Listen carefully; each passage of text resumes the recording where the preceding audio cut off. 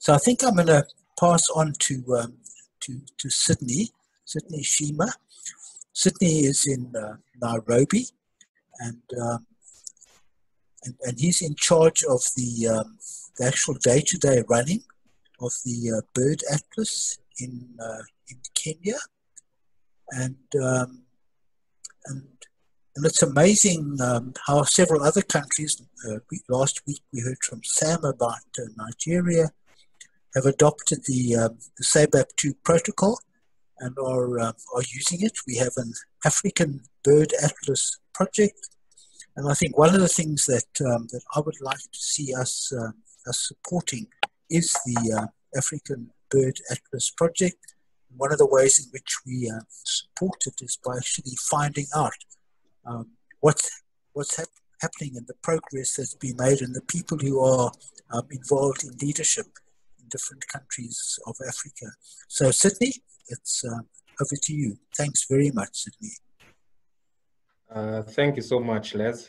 Let me just share my screen.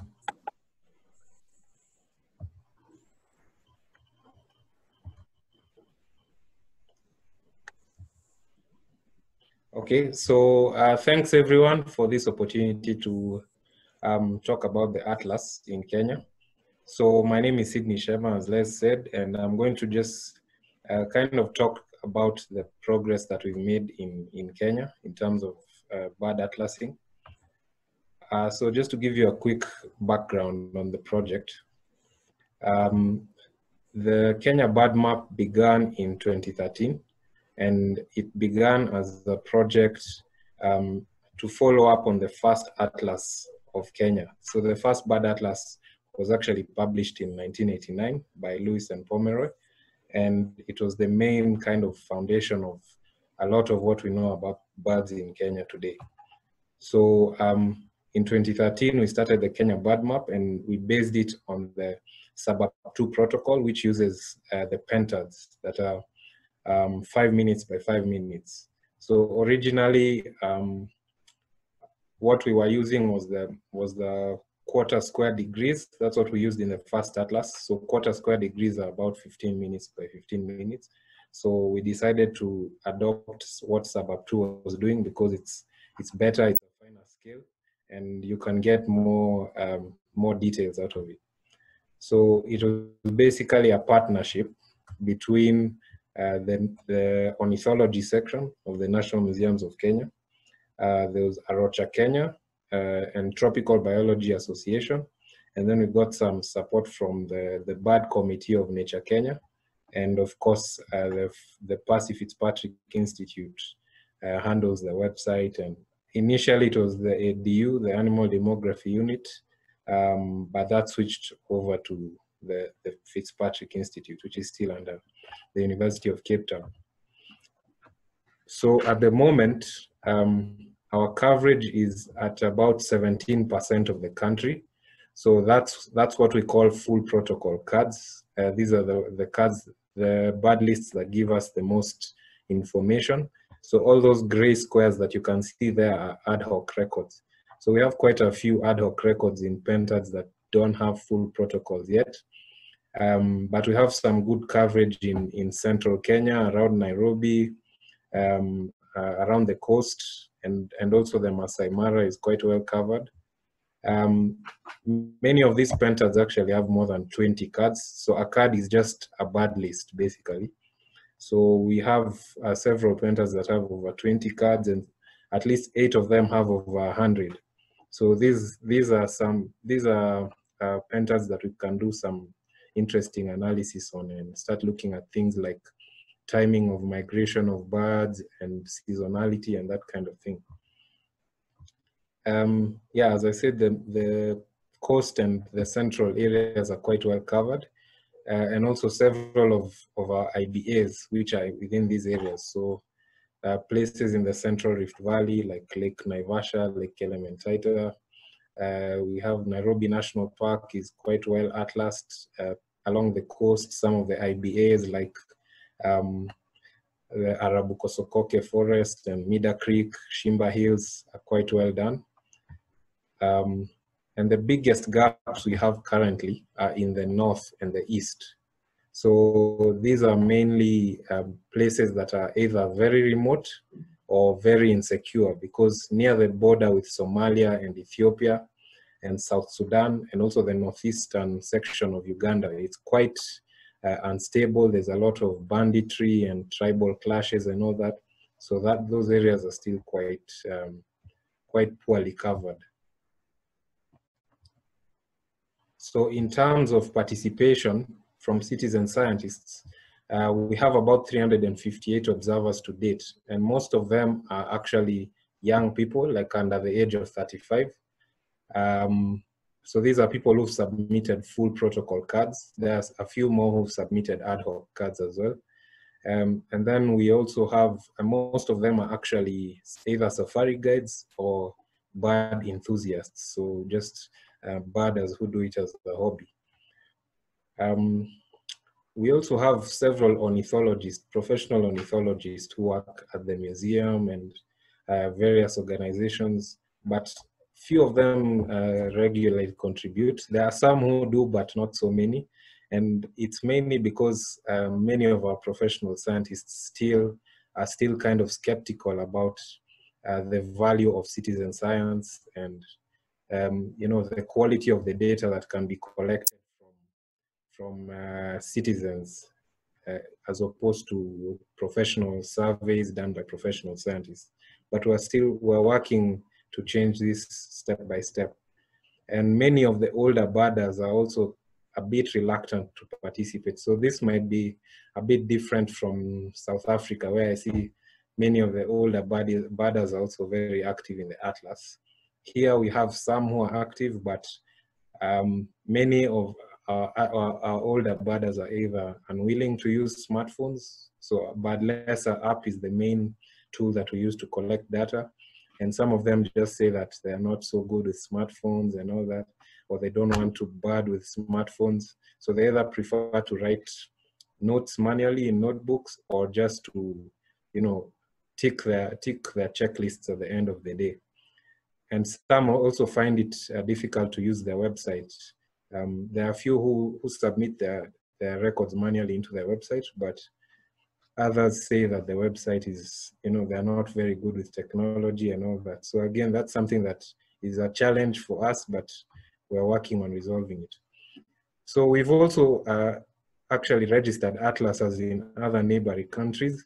And one very impressive thing that is going on now is we have an atlas called Osman in the northwestern section of Somaliland to be specific. And he's been doing an amazing job, as you can see on the map there. He's really covering several new pentards.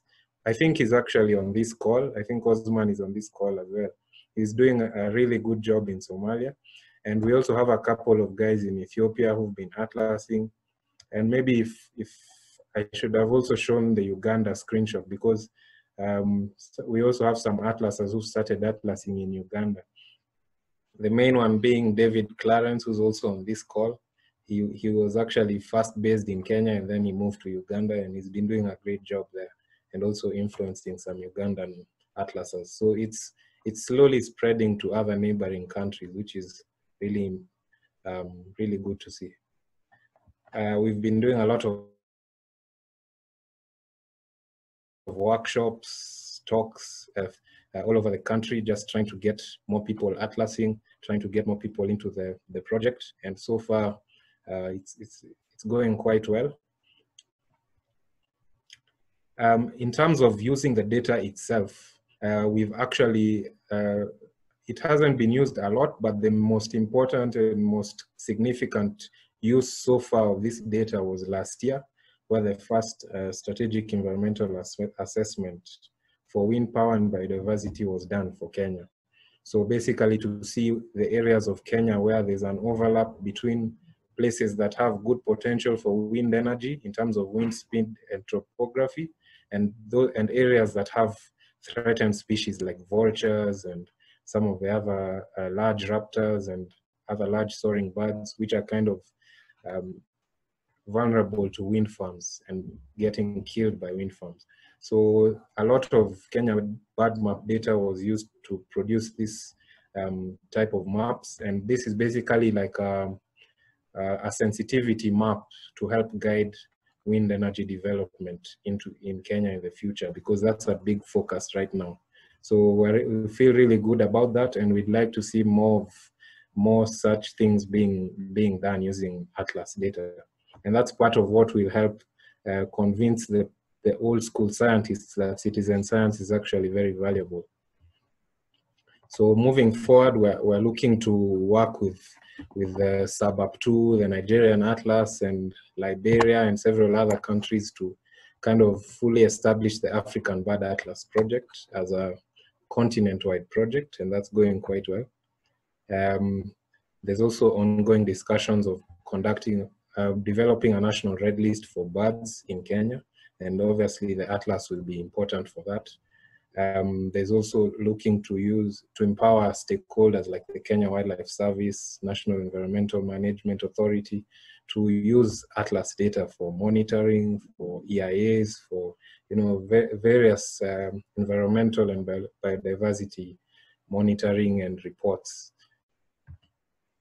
We're also looking to continue using it to raise awareness. So far, we've used the Atlas to raise awareness among youth and other citizens in terms of the value of birds and biodiversity and conservation and all that, and definitely looking to continue doing that. And maybe like for those who saw Sam's presentation last week, Nigeria is doing a great job in terms of setting up new bird clubs that are dedicated to atlasing, and I think we might also look into replicating something similar in Kenya. So thank you very much for your attention. Yeah, let me know if you have any questions. Thank you, Sidney. Thanks very much indeed. That was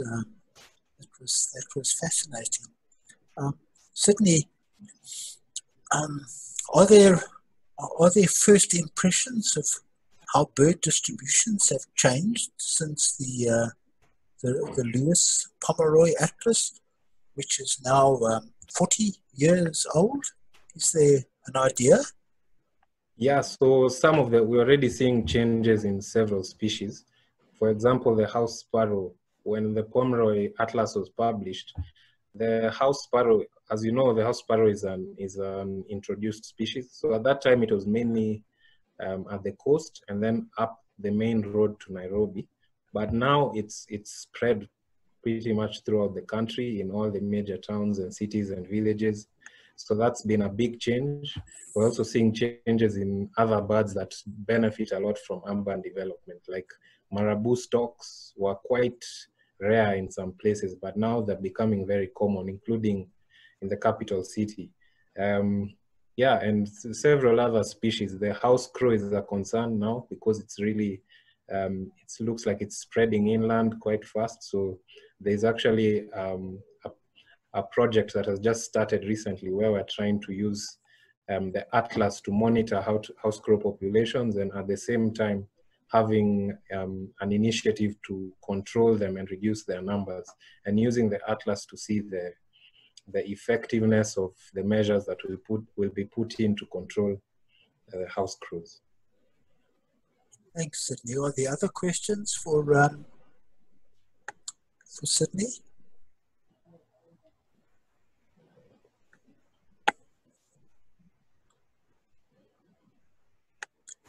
I think you need to unmute yourself, Ixtaso. Yes, sorry. I thought I did that before. Okay, so there is a couple of questions. So there is one question from Lavan, also from Kenya, that says that it is quite interesting how the bird map resembles to the dragonflies in Kenya. And then he's asking, who are the atlasers in the Maasai Mara game reserve?